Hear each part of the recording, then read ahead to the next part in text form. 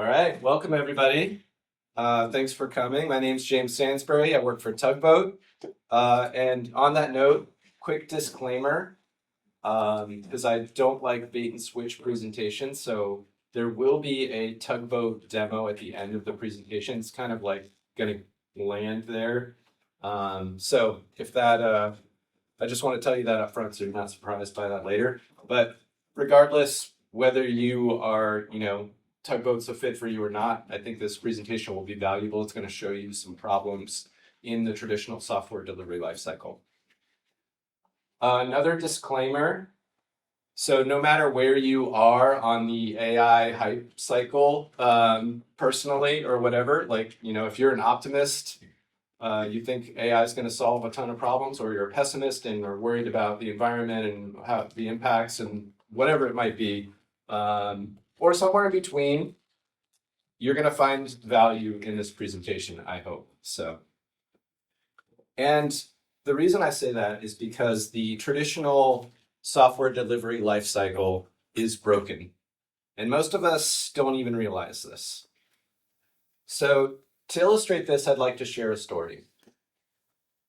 Let's enter the land of make-believe, and let's imagine a store, a chain of retail stores all over the world called Bridget's Widgets. So Bridget hires 3 amazing designers to dream up the most incredible widgets the world has ever seen. And to make her widget dreams come true, she's got a team of tinkerers, engineers, builders. They're going to take the designer's specs and actually build these widgets. Okay, so they're going to get a description from the designers of how the widgets should look and how they should work and all that stuff. And then those tinkerers are going to go back to their workshop and they're going to build these. Once complete, another tinkerer actually gets the widget and checks it over, makes sure, does this follow the spec sheet? Does it do what it's supposed to do? Let's call this peer review. And if the widgets pass this peer review, they get packed up, loaded onto shipping containers, and then loaded up onto a big container ship.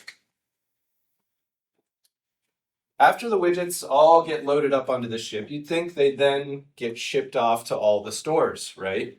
But we've missed a critical step so far, right? Because up to this point, the widgets have gotten built and they've gotten looked at by other widget builders, but the designers have not seen the widgets. They've been packed up and shipped off, and Bridget hasn't seen the widgets. So Bridget, she's busy. She's a busy gal. She can't go and check all of these herself, so she hires a team of quality-minded folks to ensure that the widgets live up to the high standards, follow the spec sheet, all of that stuff. So these QA folks, they go and they climb on board the ship and they open up each container, they inspect each widget, make sure, validate the quality of each thing, make sure it lives up to that spec sheet, right? Inevitably at this point, something doesn't work as expected. Perhaps one of the widgets didn't work well with another widget. Or perhaps the tinkerer, the engineer, misunderstood how the widget was supposed to work. They misunderstood a key component in that spec sheet. Or perhaps the designer didn't do a thorough job explaining how it was supposed to work. Or sometimes, perhaps the tinkerer did everything exactly to spec, and the designer explained everything perfectly. But then once the designer saw it and Bridget saw it, they were like, we don't like this. No matter the reason, we now have a problem. The problem is that the widgets are already packed up and ready to ship out. So, what's the team to do? Well, maybe Bridget asks those tinkerers, those engineers, to board the ship, work nights and weekends, fix the widgets that didn't pass muster. Or maybe they try to identify the shipping containers that have the broken widgets or the widgets that don't pass muster, and they kind of painstakingly and laboriously unload them from the ship careful not to disturb any of the other containers. Or, maybe it's too tedious to unload, right? So they decide, let's just ship it, and we're going to hope on the next ship that goes out, we're going to send out the correct widgets. We're going to fix the problem over here on shore, and on the next ship, we'll fix the problem.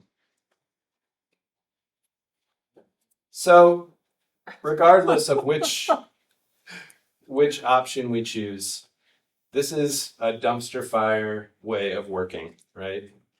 It's slow, it's siloed, and it's error prone. But never fear. We've got robots. They're going to solve this for us, right?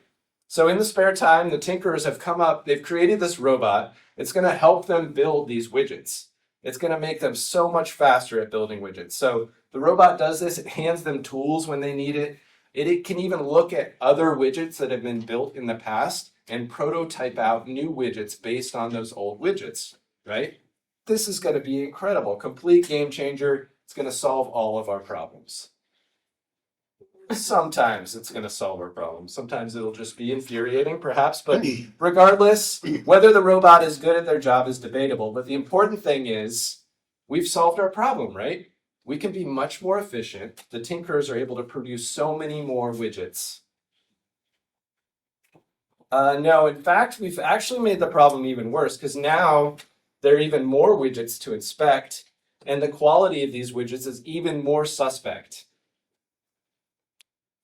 And they all lived happily ever after. This is where we're at right now. So AI promises to help speed us up with our software delivery lifecycle, but we've got a huge bottleneck in our current way of working. We've got these anti-patterns in the way of working. So transition yourself back out of the land of make-believe. Let's look at this software delivery lifecycle. So this is what we're talking about here. So you can imagine a designer or stakeholder comes up with features or new aspects of the site that they want. Developers develop that on their local machines. That's what we see over here. I'm highlighting the development block. And once that work is done, then it goes over to a pull request or a merge request. And hopefully we've got if we're got a good process, we've got automated tests. And we've got peer review that happens at that point. And if everything looks good there, then things get merged in. Only then do we then deploy that work to a place where the people that care about it can actually see it. So that's where quality assurance happens and user acceptance testing happens. So maybe that's a staging server or a single dev server. Or maybe you've got even a few staging or dev servers. So let's zoom in a little bit on this process and look at this bottleneck. So here we've got, imagine each of these lines here is like one of these developers, working on a separate work stream. Right? Branch. And all of these are different pull requests that get opened. They all get merged into this main trunk line here in the center.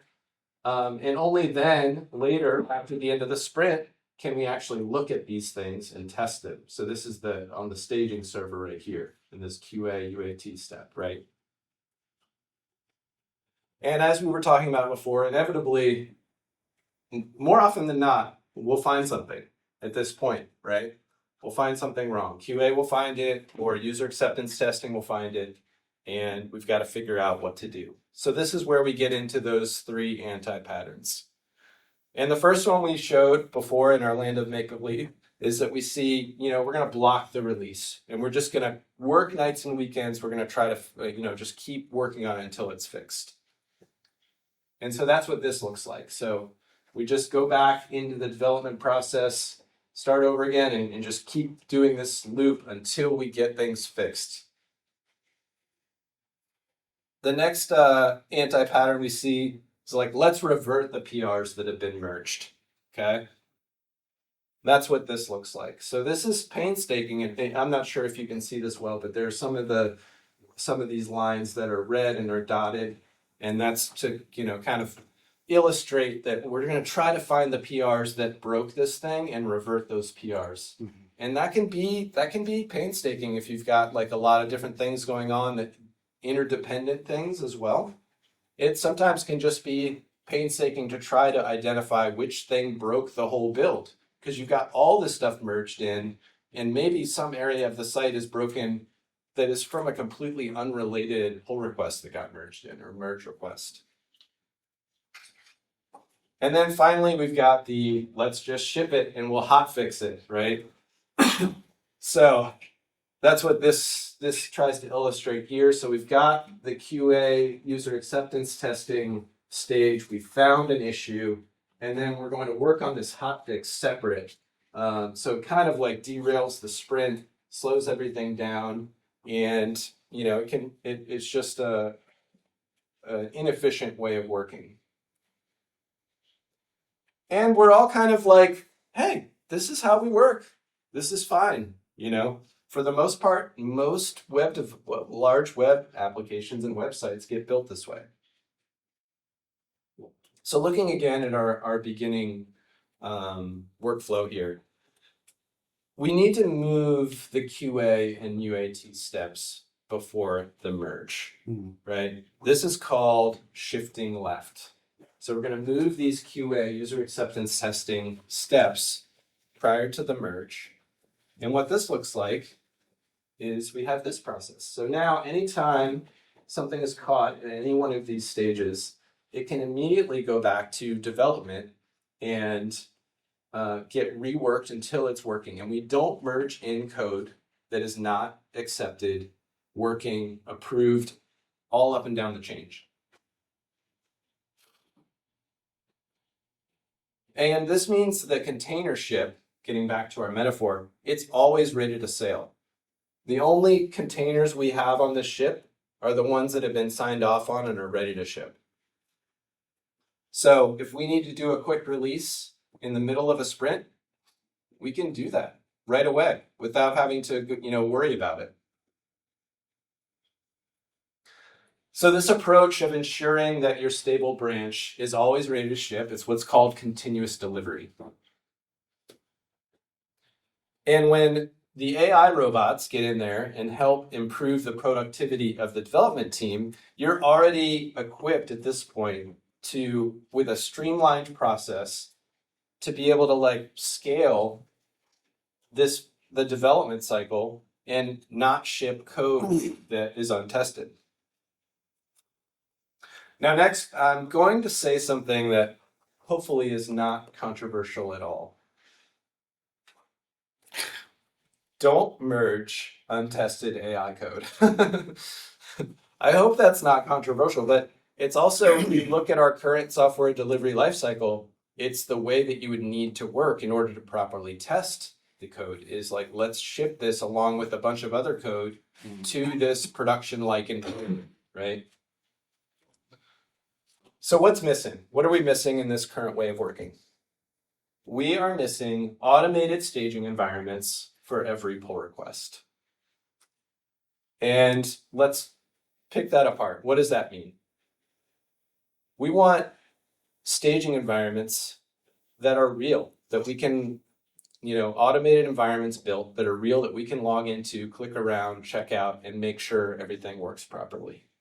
And we need them with real data. We need as much as possible production-like data.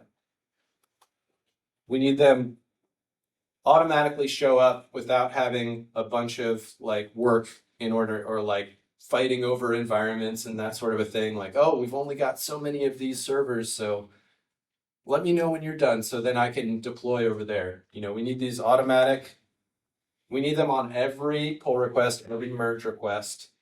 And we need them to be super duper fast, because now that we've got AI helping us, that's the promise of this, right? Is to be more productive. So if I open a pull request, I want to be able to have an environment to test that within a matter of minutes.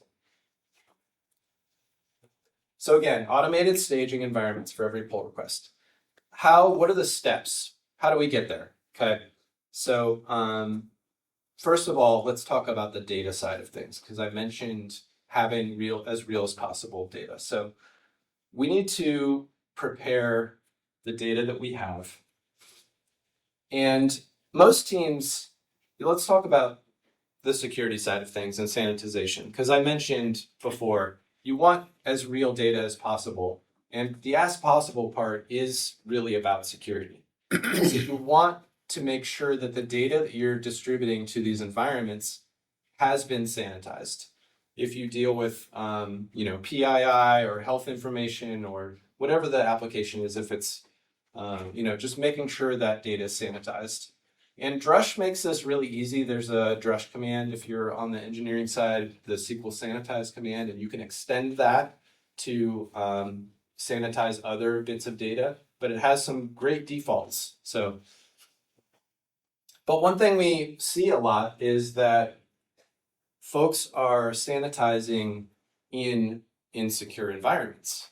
And that kind of defeats the whole purpose. So if you're pulling down a production database somewhere and then sanitizing it, is that really a sanitary process? So step one, create sanitized database dumps in a secure environment.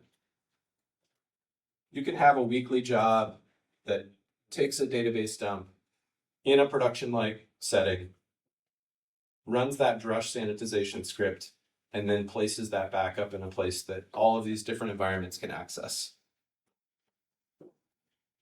So once you have that, that's great. But we need to make sure all the environments throughout that whole software delivery lifecycle are using that data. Because testing with real data is super important. The thing about real data is it's messy. And when you test with messy data, you find things that you otherwise wouldn't find.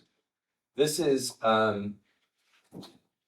something that I experienced personally. This is a little bit hyperbolic, but but I was working on a migration for a government agency and working on my local environment and testing out the PDF migration. Like, it works great. It copies this file from this location over into a nice tidy location over here, one by one. Works great on my local. I tested it with 10 files. And then once I got into a production-like environment with the real data, I realized it was going to take, 30 days for the migration to complete. And I was like, I need to rethink how this works. So if I had had access to production-like data on my local environment and had tried to test this out, I would have seen very quickly, this is going to take a long time and I need to rethink how I'm doing the file migration. So ensure all your environments are using that sanitized data as much as possible. So moving on from the data side of things, the other thing that we see a lot is inconsistent build process throughout all these different environments. So the next part of this is preparing your build scripts or creating build scripts if you don't have them. So standardize your build process. That means look at what steps happen in production and make sure you're running those same exact steps in the same exact order on all of the environments up and down that software delivery lifecycle. And yep, that's reiterating what I just said. Just run that on all the environments. Make sure you're using that same script everywhere in exactly the same way. There may be differences in environments that change the behavior, but you can control that with things like environment variables or something like that. So you have your script that runs, and it needs to perhaps have some conditionals in there that say, okay, if we're on a dev environment, we're going to do this a little bit different. But for the most part, we're going to use the same script, right? And I can't tell you how many times I've been called onto a project to figure out why their production deployment process is like always a dumpster fire. To find out that they have a completely different set of steps to build their production site than they do for all the other environments. And every week they're shocked that when they deploy to production, things don't work or something unexpected happens. So yeah, once you have that script and once you've got the data ready, you're ready for the final step, which is to automate those pull request previews. And so this is the portion where I'm going to switch over to actually showing Tugboat, and I'm going to walk through a demo Oh, it's going to be a live demo, so cross your fingers and pray to the demo gods, and hope that this goes well. But yeah, I mean, whether you use Tugboat or not, hopefully, even through this, you can get some ideas for how something like this could work. So let me switch to mirroring.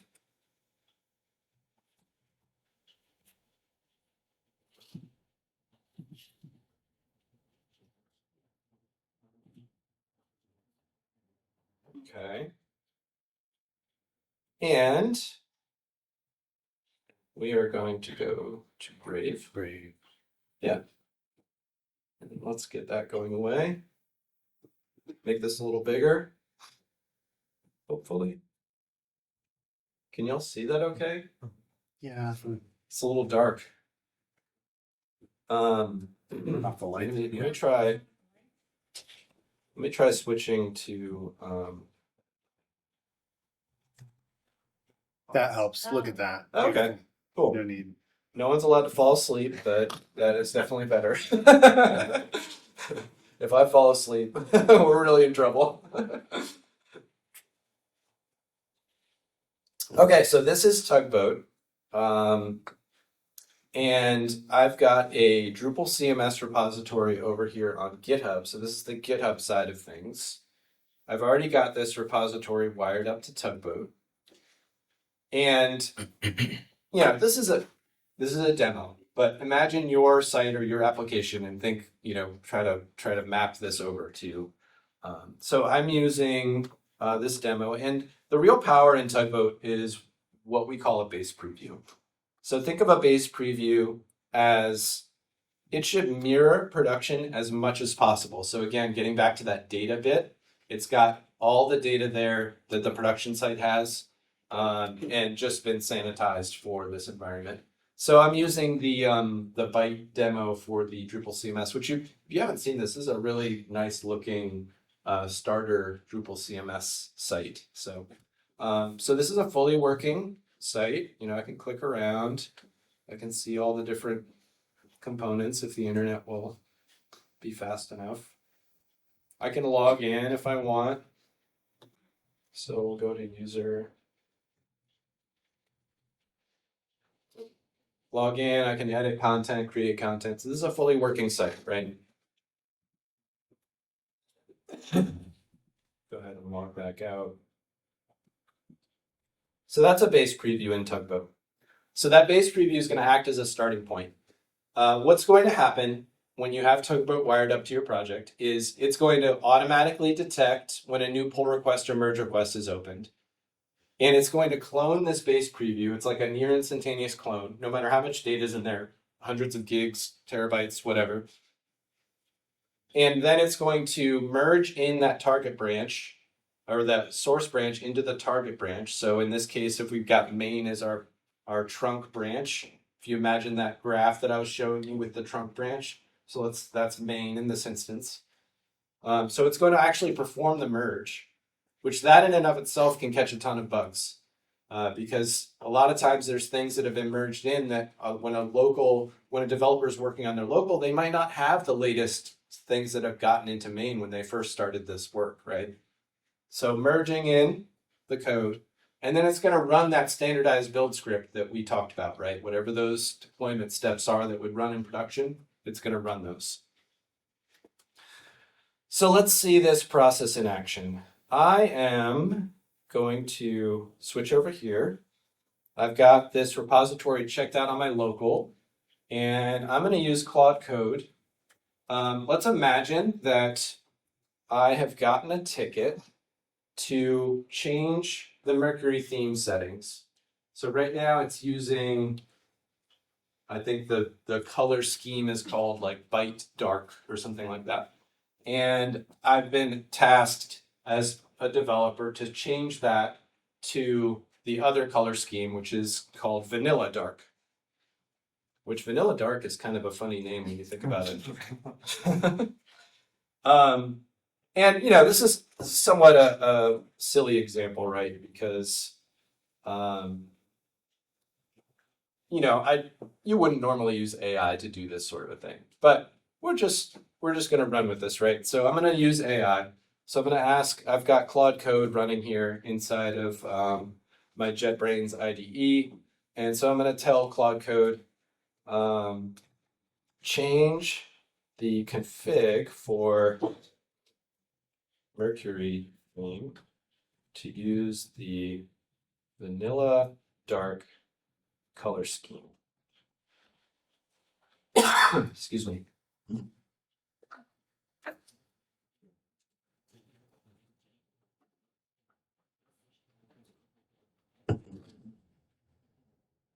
So it found the config file, the mercury.settings.yaml. And you can see here it found the correct line here, the scheme line, and it's changing it from bright dark to vanilla dark. So yeah, that looks good to me. We'll go ahead and apply that. And then I'm going to go over here. I'm going to check out a new branch. Mercury, if I can spell, color scheme. And we'll add this. That looks good to me.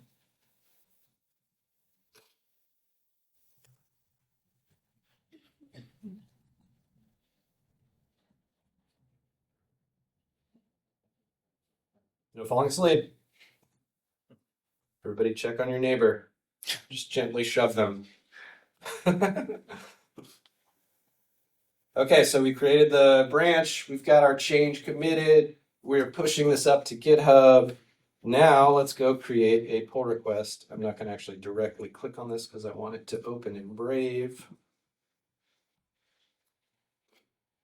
Okay, so we're getting ready to create a pull request. I'm looking at the code change here. Still kind of small up there for y'all, huh?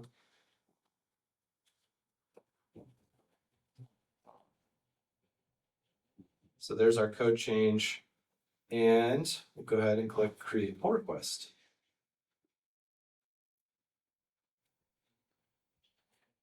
And you can see we've got the tugboat's already detected that, and it's going to be deploying a change. So I'm going to switch back over here to the tugboat side of things.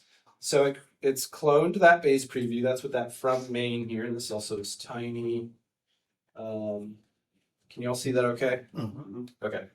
So we cloned that base preview, and we performed a merge. I'll show here in the logs. We're already into the build steps, but there's the merge that happens. And then we're running each of those build steps. Now, I mentioned before, you should have a standardized script. In this case, we're just running kind of step-by-step, the typical drush commands like cache rebuild, config import, updb, all those typical steps, right?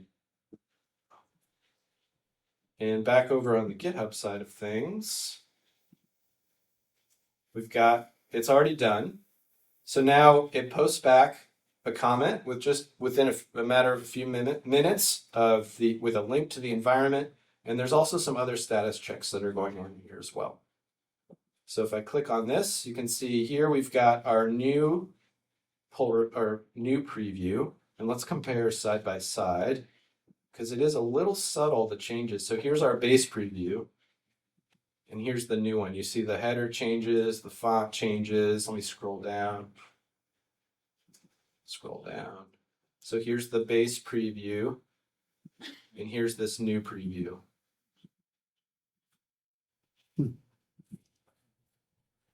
And we've got a couple other things happening here as well on the GitHub side of things. So let me go back. We've got, because we have that base preview, we can take in Tugboat, we can take visual, what's called visual regression testing, if y'all aren't familiar with it. What that means is it's going to take screenshots and compare before and after. So for example, let's look at this.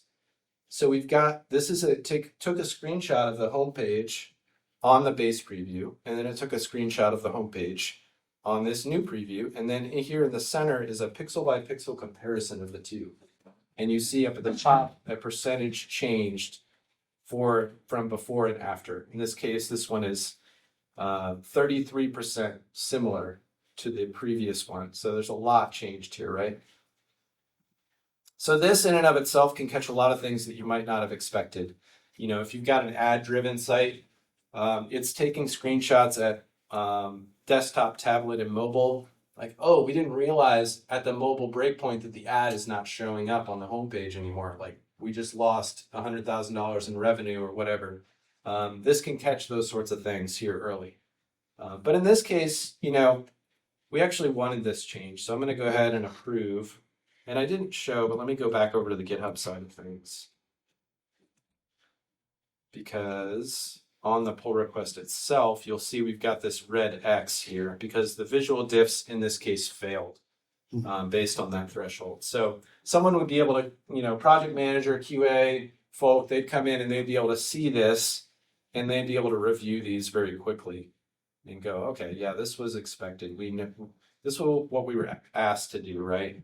And so then when they go back, these have all been improved. So we've got all happy green check marks. We love the green check marks. Another thing Tugboat has built in is Google Lighthouse reports. So you can get accessibility scores, performance scores on each of these different pages as well. It's kind of funny. Drupal CMS not so good on the accessibility side of things, maybe. So Maybe this is my first time using the Mercury, the Byte starter. I don't know, what is it called for this demo. So site template. There we go. Thank you, Rich. Okay, so let me go back to here. So this is our preview here. It's got a couple other fun things I want to show you real quick on the Tugboat side of things. If you do run into issues, you can drop into a terminal really easily on Tugboat. So, oh, this is MariaDB. Wow, that font is really huge. So I can do, destructive things in here if I wanted to. So I just ruined this site, right? Let me click on the preview button again. We should see the installer now. So yeah, I just wiped this site out, right? But you can get in there if you're on the developer side of things and you're like, this worked on my local. Why isn't it working on Tugboat? You can drop into a terminal really easily. But also, never fear if you do get in there and make a mistake like I just did. I can quickly reset back to, we take snapshots after the end of each build. So now it's going to reset back. It's going to try to go to core install because I hit refresh, but didn't yeah. change. Anyways, Yeah. let me take this out. There you go.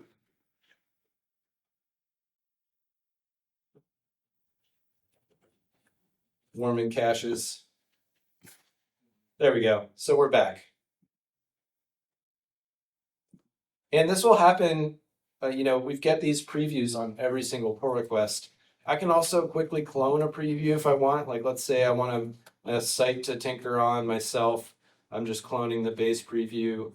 The internet doesn't want to, there it is. So that was now I've got another preview here that I just cloned that's identical. And so I could pop in there. I could sign in, tinker around, test things out, prototype. Super fast, right? And that was the point with this whole AI pipeline, is you need this stuff to be fast in order to keep up with the speed at which your development team wants to work. We'll delete that. And, to round this out, after all this is said and done, we either merge the PR or we continue to work on it, right? And if new commits get pushed up, Tugboat will rebuild that preview with those new commits. But let's say we're done with this and we're going to close. We actually just don't want to do this work or whatever. Or let's say it gets merged in. Either way, Tugboat will delete that preview. I'm not sure why. Oh, there it is. I've deleted. Something's up with the internet here where it's not refreshing. So yeah, anytime a pull request gets closed, merged in, or just someone closes it, Tugboat will go back and clean out any of those preview environments that gets created. So yeah, that's the Tugboat side of things. That's a quick demo. You know, if you do want to get fancy, we've got a fully featured API as well, so you can do all the automation yourself if that's how you like to do things. And we've got tons of docs here as well for starter configs for all sorts of different other applications and frameworks, Laravel, WordPress, all the things. I need to get a Drupal 11 tutorial in here and get rid of. We still have a Drupal 7 tutorial. Anyone still on Drupal 7? No offense. There's a lot of Drupal 7 sites still out there. Yeah, so let's switch back over and round out our do a little recap here. So that was our Tugboat side of things. Dude, where is my screen?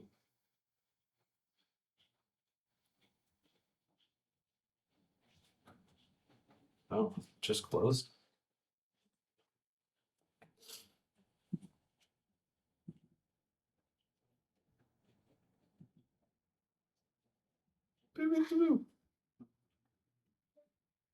Turbo mode.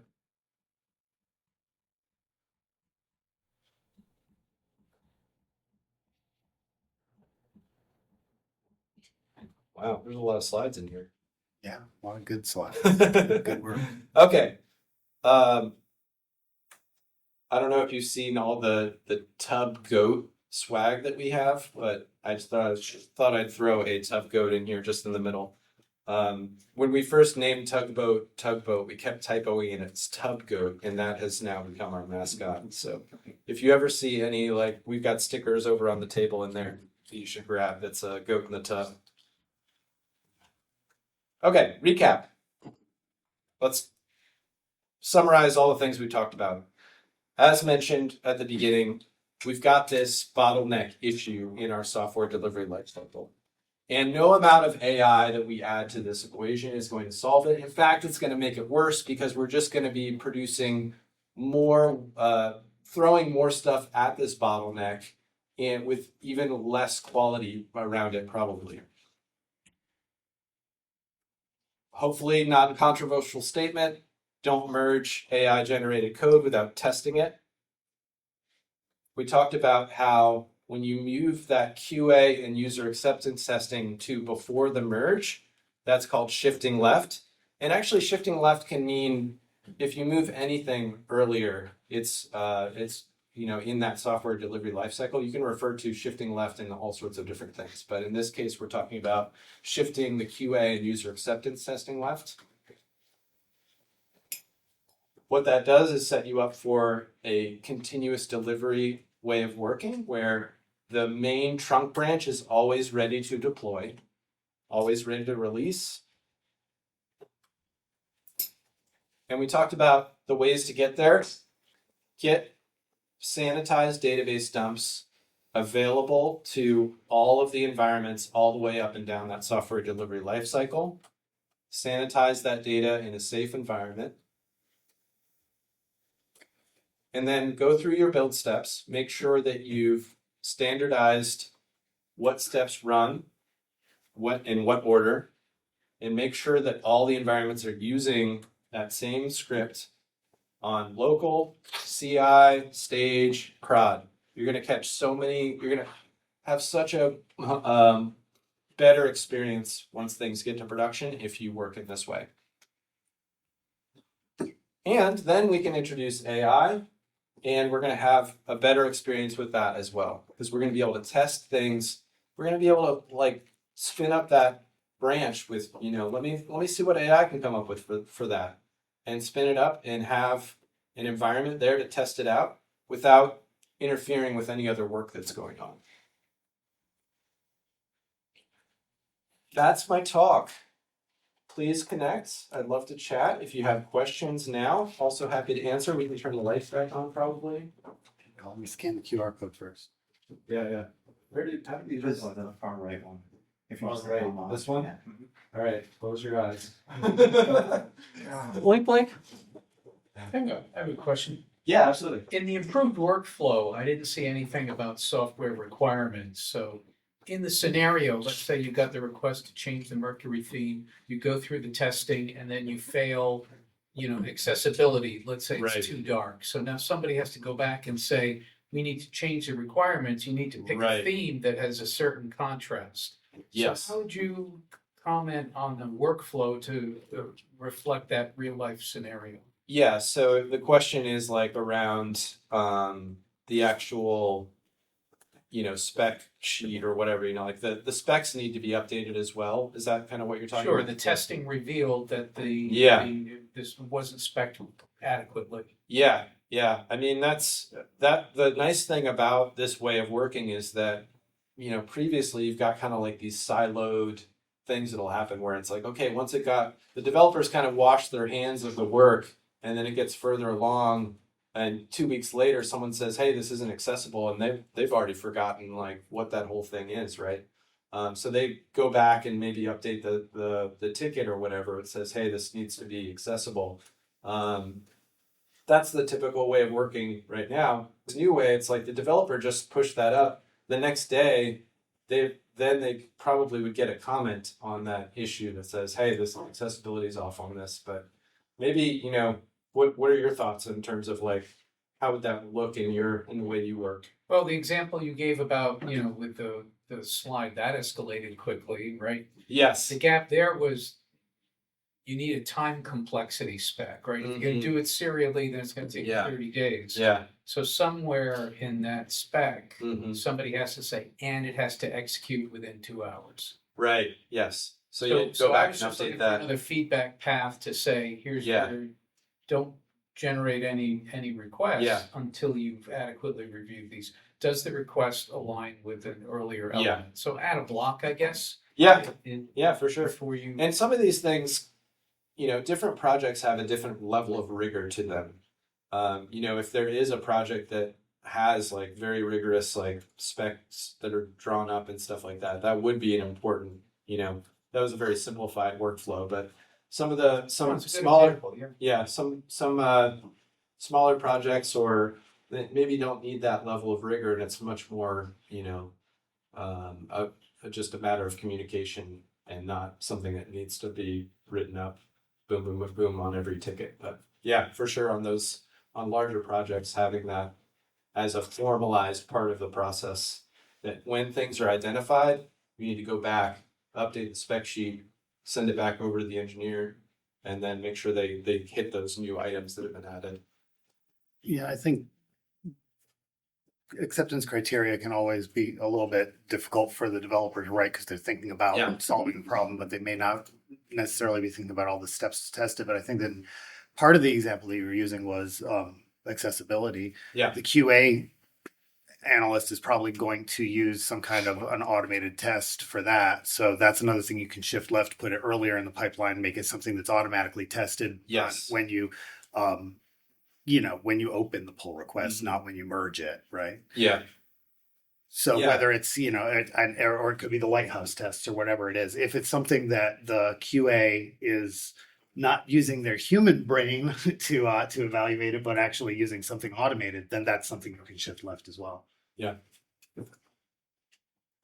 I should also add, when we started using this, the other step we found useful when you were talking about content earlier Mm-hmm. is using Drupal recipes to Okay. import sample content, because then you can put conditionals in your script to say, hey, if the PR has, demo DB and Oh, the yeah. title, Right. then import, right, so that it doesn't Yeah. get run every time, but on certain PRs it will, right, Mm. so that you can target some of your PRs to have this much more complex recipe of content from this other site instead of the base preview. Right. Right. Or- Yeah. So they were talking about when you're adding some new component that maybe doesn't have the data already in there, having a recipe is that what you're using to actually pre-populate that based on targeting branch names or something like that. Some way of identifying. And the nice thing about that is because Tugboat unlike our Acquia lower environments, doesn't have this weird disconnect on the version of Drush. 'Cause we're still in Drush 12 on our lower Right. Acquia ones, which doesn't have the recipe command, Mhm. but Tugboat does have it, so Yeah. it makes it much easier to. In addition to all the other reasons, it's harder to test on the Acquia lower environments, so it's really, really helpful. Yeah. Nice. Yeah. Thank you. Other questions, ideas, thoughts, criticisms? Awesome. Well, thank you so much. One other thing I want to mention. We are doing some free training where we're partnered up with the folks from Automated Testing Kit and Diffie. Diffie is a visual regression testing tool. The visual regression testing in Tugboat is great, but it also is rudimentary compared to Diffie. Diffie's got some extra features if you need, like, I want to sign in and then I want to click this button and then I want to take a screenshot of this region and you want to do fancy stuff like that. We're going to have some free coaching to work through setting up all three of these tools. Automated Testing Kit, which adds automated end-to-end tests, Tugboat, which you've seen here, and Diffie. So if you want to if you're interested in that, please go to the Tugboat booth over here or Tugboat table, I should say, and there's a little sign-up sheet there. So thank you all so much. Yeah, thank you, Jane.